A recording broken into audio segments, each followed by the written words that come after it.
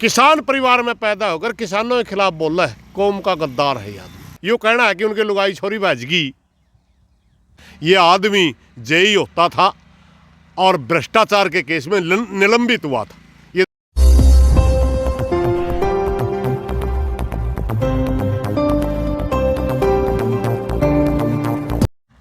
करना प्रधान जी। हाँ, प्रधान जी, कृषि मंत्री अभियान आपने सुन लिया होगा और उसमें महिलाओं के प्रति यानी किसान जो दिल्ली बॉर्डर पे बैठे थे उनके प्रति बहुत गलत टिप्पणी करी गई है, तो आपका क्या कुछ रिएक्शन उस पर?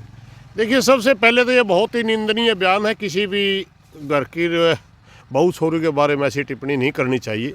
मगर ये आदमी बीमार है, इसने इलाज करवा लेना चाहिए। मतलब किस तरह बीमार है?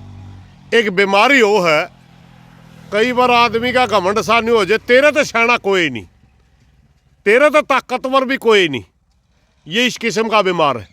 ये डॉक्टर मनोवैज्ञानिक ने दिखा लेना चाहिए। और मेरी हरियाणा सरकार से एक प्रार्थना है, बीमार आदमी को कैबिनेट में ना रखें, इसको तुरंत बर्खास्त करें। हरियाणा सरकार इस बात की माफ़ी मांगे, क्योंकि उसकी वजह से जेपी दलाल कुछ नहीं है, उसकी वजह से हरियाणा सरकार में मंत्री उसकी वजह से ये बोल रहे।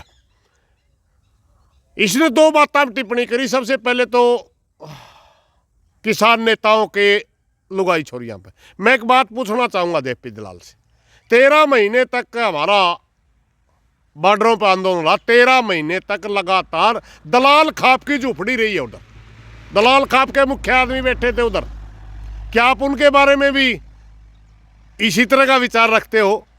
क्या दलाल खाप के मुखियाओं के बारे में भी आपका यूँ कहना है कि उनके लुगाई छोरी भाजगी?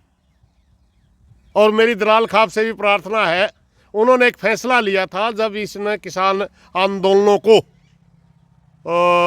किसान आंदोलन में शहीदों को अपमानित किया था, कि दलाल खाप ने इसके खिलाफ एक फैसला लिया था, इसका उक्का पानी बंद करा था। क्या वो फैसला कायम है या यूँ हाथ पैर जोड़ के उसने तुड़वा गया? थोड़ा क्लियर करें, क्योंकि हरियाणा प्रदेश के अंदर जो इसने बयान दिया बड़ा रोष है।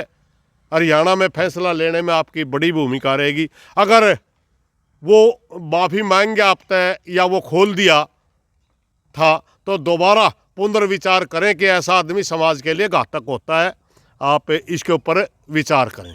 दूसरी बात मैं एक और बताना चाहूँगा। इसने दूसरी बात बड़ी महत्वपूर्ण कही है, कहा है मंडी अगर बन जाती, यानी उन 3 कानूनों में से एक कानून में बोल रहे APMC एक्ट, जिसे मंडी एक्ट के नाम से जाना जाता है, और मंडियाँ बन जाती तो क्या गड़बड़ होती? मेरे भाई, ये सर छोटू राम के दिमाग की उपज है। उन्होंने गरीबी के घर में पैदा हुआ। अगर कोई ईमानदार व्यापारी था तो ठीक है, बेईमान व्यापारी किस तरह तोल में किसान के साथ गड़बड़ करते थे, खरीदते कि किसी भाव के कहने से थे और हिसाब किस भाव का करया कर दे, सारी बात देखी थी। इसलिए तोल और मोल की गारंटी देने के लिए, उसकी लूट को बचाने के लिए सर छोटू राम ने मंडियाँ बनवाई थी। ये आप जैसे घमंडी आदमी का काम नहीं था। और जेपी दलाल केसों के बारे में बोल रहा है, वे किसान नेताओं पे केस, मारे वे केस पाओगे। किसान के अगर कड़िया पाला पड़ गया, सूखा पड़ गया, बाढ़ आएगी, ओला पड़ गए और सरकार ने सुनाई नहीं करी तो हम रोड पर चले गए, भाई गिरदौरी करो, किसानों को मुआवजा दो। हमारे ऊपर केस पाओगे कि समाज में ज्यादती होगी और सरकार सुनाई नहीं करी, हम रेल पे बैठ गए या कहीं उस पर बैठ गए। वो तेरे जैसे भ्रष्टाचार के केस नहीं हमारे ऊपर पाओगे। ये आदमी जेई होता था और भ्रष्टाचार के केस में निलंबित हुआ था। ये तो चौधरी सुरेंद्र सिंह ने कड़िया को बचा लिया होगा, उसके पास जागदा वो भला आदमी था, वरना यह आदमी तो किसी लायक ही नहीं था। इसका पैसे का घमंड और मंत्रीपण का घमंड बोल रहा है।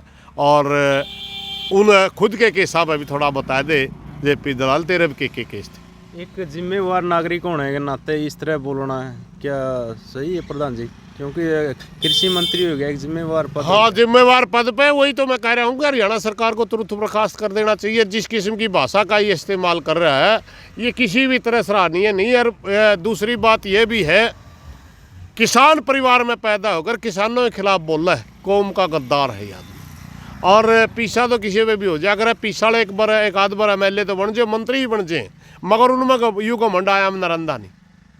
और मैं दलाल साहब है और बहुत से तेरे वर्गे गणे आए हरियाणा में जिन्होंने किसानों पर टिप्पणी करी, उन्हें दोबारा विधानसभा का दरवाजा नहीं देखने पाया। तू कहाँ की मूली भाई, ये किसान है, याद रखेंगे तेरी बात। तो किस तरह का रिएक्शन रहा किसानों की तरफ से? किसानों ने सुन ली, आज का जवाब देंगे मौकाने पे। ठीक है प्रधान जी, धन्यवाद। धन्यवाद जी।